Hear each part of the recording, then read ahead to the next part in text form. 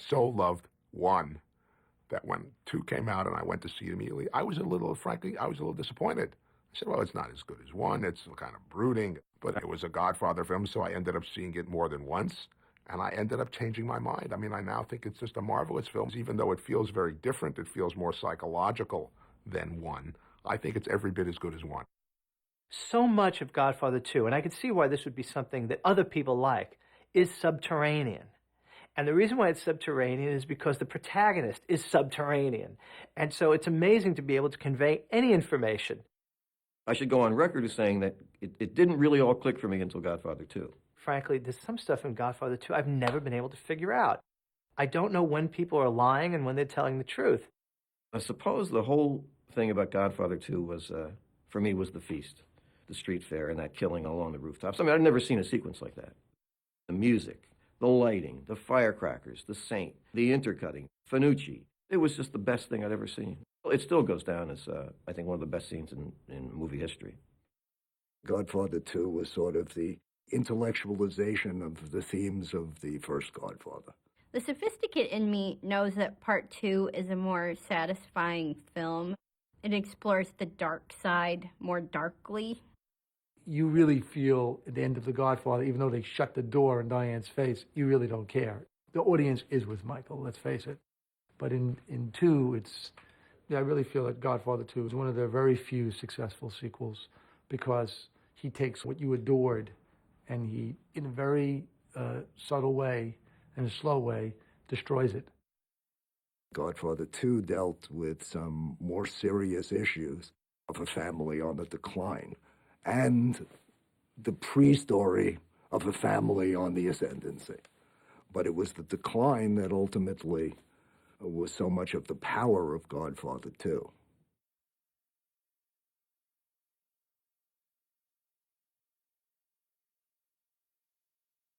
I'm going to do a line for my friend here, and he's going to respond with the character's reaction. Here's a good one for you to do. Why did you go to the police? Why didn't you come to me first? I didn't want to get into trouble. What was that, Pepe Lamoco? What about this McCluskey, huh? What do we do with this cop here? They want to have a meeting. What they me, McCluskey, and Salazzo. Wow. And he got the wired jaw. Maron, my ears. Where's that from? What's the matter, the trigger too tight? There you go. Even the shooting your father was business, not personal, Sonny. They shot my father, Tom. That's business your ass. That's the one that comes before it. Okay. Yeah, well, in business, we'll have to suffer. Hey, do me a favor, Tom. No more advice on how to patch things up. Just help me win, please. Cold as they come? Smith & Wesson. Okay.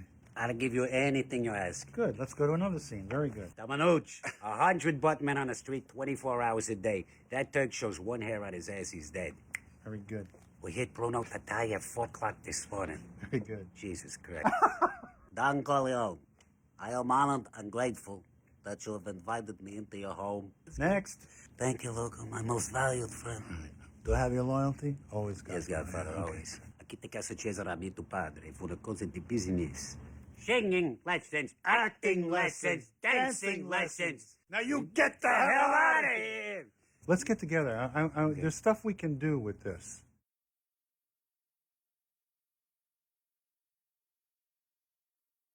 My father used to come home sometimes from New York with the little white box with the cannoli, and it made a big impression on me. In fact, one night I had been playing with his gallons of wine down in the basement, and I put a pencil through the loop, and I would carry the wine from, I was like 5 years old, and the pencil broke and the gallon broke. And so that night when he came, he was so mad that I was to have no cannoli, and they were all eating the cannoli. So cannoli occupies a kind of part of my young memory. So when Clemenza was pulling out of the house... I'm going now. What time are you going to be home tonight? I don't know, probably late. I just told Mrs. Clemenza, say, don't forget the cannoli. Don't forget the cannoli. And we actually have a shot where he comes out with the white box of cannoli, so that when they finish in the murder of Paulie, he's supposed to say, leave the gun, and RichardS.Castellano added, but take the cannoli, because his wife had told him. But he improvised that line. I didn't know that wasn't in the script. That moment to me is is just the critical moment in the movie in a way. It says everything the movie is about. To take the cannoli is as important a part of that guy's life as the gun, because the cannoli is the family, it's the food. It's just such a perfect picture of, that dichotomy.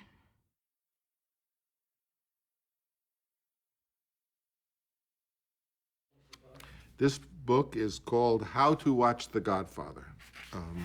How to really watch The Godfather. What's it all about, Francis? Just when and how did Clemenza die? The first we hear of it is in Anthony's communion when Fredo mentions his heart attack and points to Frankie Five Angel's black armband. Chichi tells us it wasn't a heart attack at all. Why don't we know? We've been palling around with Clemenza since the old days. Is it typical of Michael that nothing was made of this old man's death? Well, the truth of the matter was right up to the day that I decided to put a black armband on Frankie Five Angels, I was desperately negotiating with RichardS.Castellano to be in the movie. I wanted Clemenza not to die, and tried everything I knew how to do to have him actually be in the film, but his last request was so outrageous that I basically just said I can't do it, and it was that his then girlfriend, Ardell Sheridan, What time are you going to be home tonight? I don't know, probably late. have the right to write all his dialogue as she wished. So we tried the money, we tried all sorts of things to entice RichardS.Castellano to return. He was wonderful in the first picture and a very good person to work with. And so the decision to have Clemenza die was a very last-minute decision, and one that ultimately I had hoped to dismiss with just a sad pointing to the armband. So let's just assume that Clemenza died of natural causes and leave it at that.